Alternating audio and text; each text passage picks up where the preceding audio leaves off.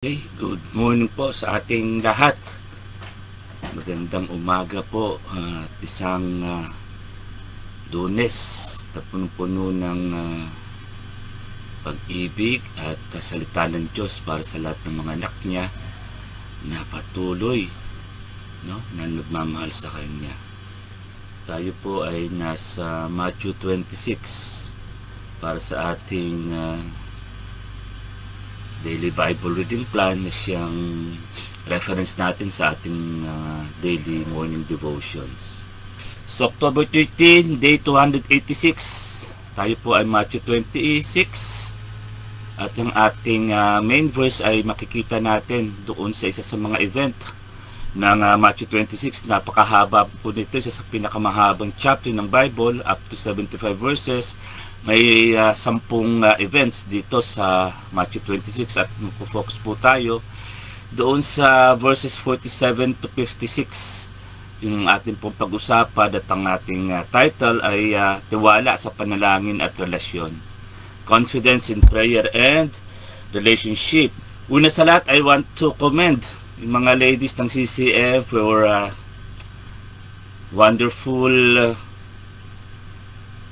job sa inyong pagtanggap dun sa hamon, dun sa challenge na pangunahan ng ating morning devotion for a week, last week.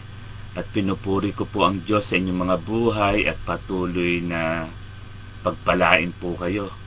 At hindi lang po doon, last week, kundi patuloy na umaasa, may mga darating pa tayong mga araw na muli ang mga kababaihan natin ay muli mag-inspire sa atin at mag-encourage sa atin sa ating mga daily morning devotions. Okay? So, punta tayo sa ating pag-uusapan ngayon. So, ano po ba ang kwento dito sa Matthew 26, 47 to 56? Dito po sa Garden of Gethsemane, kung saan nandoon po ang ating Panginoong Hesus at siya ay nananalangin ng matinding hirap, yung agony. Dumating si Judas Iscariot, isa sa kanyang mga 12 disciples, at may kasama siyang malaking crowd. At sila ay may mga dalang espada at pamalo. At ang karamihan sa mga ito ay sinugo ng punong pari o ng high priest at ng matatanda sa kanilang town, na ang layunin ay arestuhin si Jesus. Okay? The purpose of arresting Jesus. Now, ang senyas o yung signal ni Judas para sa kanila kung sino si Jesus, ang ginawa ni Judas, siya ay lumapit kay Jesus at tinalikan sa kanyang pisngi. Ito yung pagpapakita ng kanyang pagkanulo sa kanyang tinawag na rabbi o guro.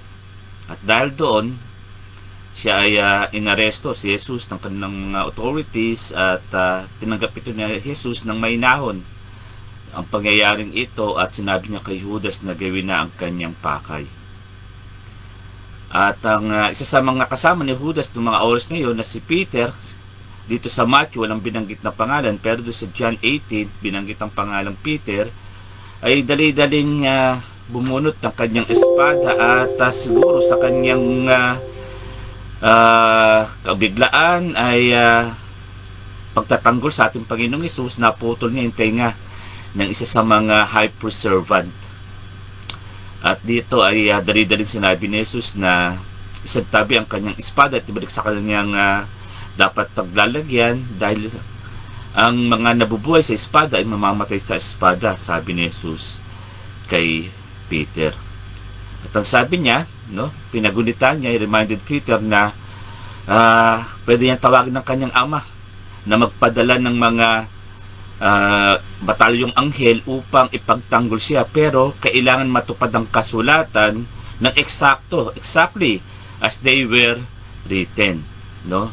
At yun nga, patuloy na si Jesus ay tinatanong ang malaking crowd niya ito, bakit sila nagdadala ng mga armas laban sa kanya, gayong araw-araw ang sabi niya ay ando doon siya sa may templo, nagtuturo siya ng mapayapa doon sa templo nang walang pag-arestong ginagawa.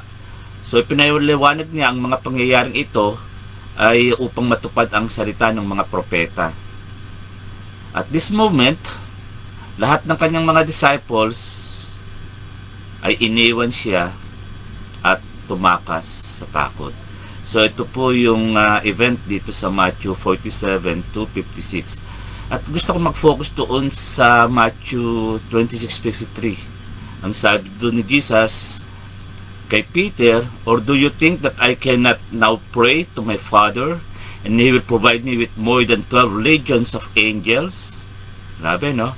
Sa Tagalog, hindi mo ba alam na pwede akong humingi ng tulong o pwede akong manalangin sa aking Ama at kaagad di akong padadalhan ng 12 batalyon ng mga anghel? Okay, so let's do mathematics, no? Kasi medyo na-intriga ako, 12 batalyong anghel, 12 legions of angels. So let's do mathematics, no? So in this time, the Roman army, military, 1 legion o isang batalyon consists of a 6,000 soldiers and 700 horses. Pag sinabing 1 legion or 1 battalion. And 12 legions ang binanggit dito ni Jesus na kaya ipadala na kanyang Ama once na siya ay nag-pray. Agad-agad ipadadala. So 12 battalions, 12 legions equals to 72,000 angels. Grabe. 72,000 angels, parang mapasok sa gera, no?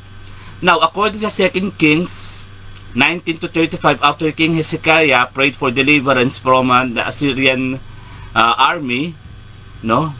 That night, yung anghel ng ating Panginoong Diyos, o the angel of the Lord, yung angel ni Yahweh, went out and struck down 185,000 doon sa kampo ng mga Assyrians.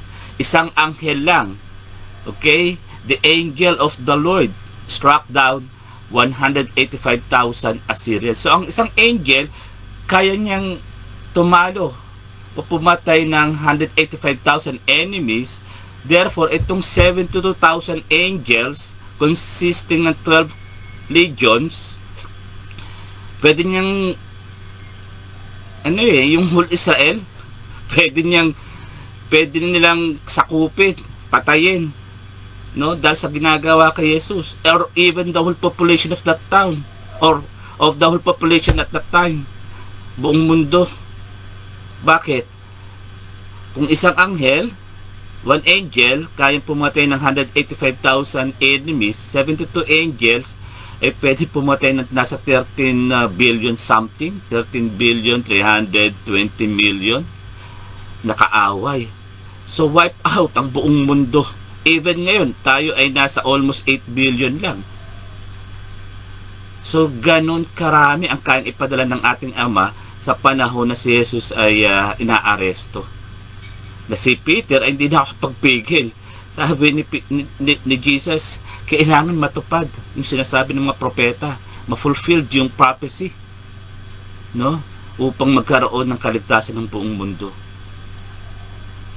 Now, sabi sa Revelation, 1/3 of that angel ang nag-rebel sa ating Panginoong Diyos. So kung 1/3 ng 13 billion, so nasa 4 billion plus ang gumagalang anghel dito sa mundo, na kung saan dito sila itinapon. Kaya napakagulo ng ating mundo. Kaya talagang merong spiritual battle na nangyayari, na pinaharian tayo dito sa mundong ito ng prinsipe ng kadiliman, walang iba kundi ang devil, no? So balikan natin itong statement ito ni Jesus sa Matthew 26:53 about having more than 12 legions of angel sa kanyang disposal, no? Ito po ay nagbibigay ng highlight o nagbibigay din ng napakalaking kapangyarihan ng Diyos at sa kanyang malapit na ugnayan o kanyang malapit na relationship sa mga taong may pagmamahal sa Kanya. Ito ay founded, ito ay rooted sa authority at sovereignty ng Kanyang divine promise. Kaya nga po ang verse dito ay nagpapakita ng malalim na tiwala ni Jesus sa Kanyang Ama, na siya ay kayang iligtas at siya ay kayang i-protect. Kaya nga yung relationship, yung malalim na connection niya, pwede natin sabihin na pwede nating tamasahin bilang mga mananampalataya ng ating Panginoong Diyos ay kaya tayong iligtas sa lahat ng panahon, no? At ang dahilan nito ay ang kanyang relasyon sa atin at ang ating relationship sa kanya, no? If we align ourselves sa kanyang will, sa kanyang kalooban. Kaya nga po ang pangako ng Diyos ay totoo para sa mga may relasyon sa kanya. At tulad po ng story na ito ay binibigyan diin yung lagi tayo maging handa na ipagkakaloob ng Diyos ang kanyang banal na kapangyarihan sa mga malalapit sa kanya. Na kung si Jesus ay anak ng Diyos, ay umasa, no? Siya ay umasa sa kanyang Ama.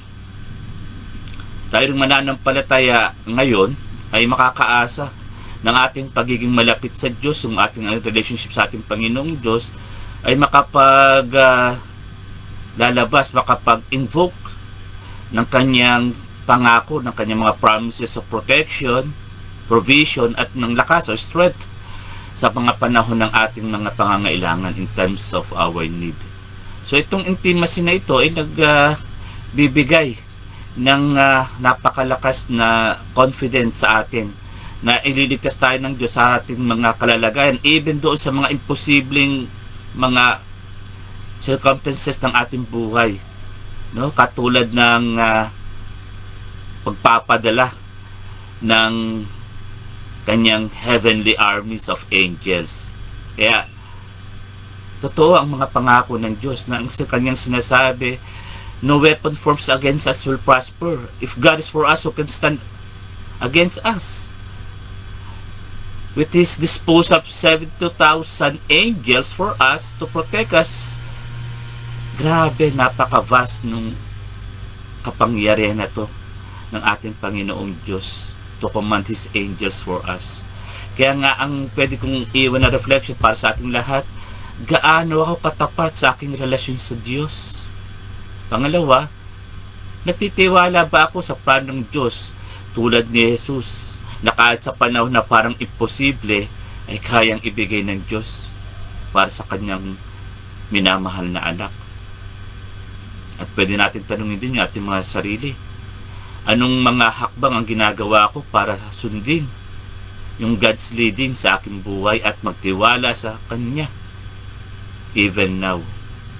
Kaya nga po, nakakatuwa, nakakamangha, at higit sa lahat nakapagbibigay ng malalim at malakas na pananampalataya itong kwentong ito na nangyari kay Jesus. Na sa kabila ng kanyang pag-aresto, hindi siya biktima, mga kapatid. Siya ay more than conqueror. More than conqueror, same with us. That we are all more than conqueror if we believe that truly God is for us and with us. Kaya mga kapatid, muli magpasalamat tayo sa Diyos. Grabe, no? Kayang pumatay ng kaaway nitong 72,000 na angels nito na kaya padala sa atin ng 4 billion and 320 million enemies. Kaya po mapalad tayo dahil sa ating relasyon sa ating Panginoon. So tayo pong lahat tayo manalangin at magpasalamat tayo sa ating Panginoong Diyos. Dakilang Diyos, muli isang nakakamangha, ngunit nakapagbibigay, Panginoon, ng tiwala, confidence sa aming mga anak mo na tunay na minamahal mo at nagmamahal sa iyo. Na at your disposal, O Lord, pwede ka magpadala ng 12 legions of angels katulad ng sabi ni Jesus, upang kami ay iligtas, upang kami ay protektahan, upang sa mga panahon ng aming mga unbelief, ng mga doubt, ay kaya kang gumawa ng mga imposibleng bagay. Natanda ng iyong divine promises for all of us, O Lord. Kaya God, makita mo ang mga anak mo na patuloy na nagtitiwala, pinanghahawakan ng mga pangako mo. Kaya God, marami pong salamat, napakabuti mo.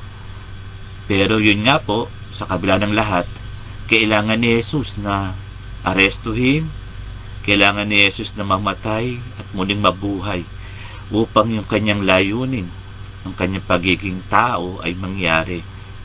At lahat ng mga anak mo na nilikha mo, O God, ay makabalik sa iyo. Magkaroon, Panginoon, ng blessed hope na kami ay pwede na makabalik sa iyo sa kabila ng mga kasalanan namin, sa kabila ng aming mga unrighteousness. O Lord, we can come to your throne of grace and mercy because of Jesus Christ. Kaya Lord, marami pong salamat. Pinasasalamatan ka namin sa umagang ito ng buong puso, buong lakas, buong pagtitiwala. Dahil kung kaya mong gawin noon kay Jesus, kaming mga anak mo ngayon ay tunay na kasama ni Jesus na tumanggap sa Kanya. At sabi mo nga, sa lahat ng tumanggap kay Jesus ay binigyan mo ng karapatang tawagin anak ng Diyos, ay yung makakaasa ng iyong pagtatanggol, makakaasa, Panginoon, ng iyong mga protection. Lord, marami po salamat sa mga kapatid namin nagdaos ng kanilang mga kaarawan. Pagpalain mo sila, Panginoon, at patuloy na bigyan ng kalakasan, patuloy na bigyan, Panginoon, ng assurance na ikaw ang kanilang Diyos, na patuloy na sasama sa Kanya sa mahaba pang mga panahon ng kanyang buhay. Lord, maraming salamat sa mga kapatid namin nagdaraos ng kanilang mga anniversaries. Lord, continue to be with them. Bind them, O Lord, with your love. Bind them, O Lord, with your blood, upang patuloy na makita nila ang kapangyarihan mo na nagbibigay ng kasiyahan sa kanilang pagsasama, na walang magagawang kaaway, na putulin ang kanilang maganda relasyon sa isa't isa at ang kanilang relasyon sa iyo.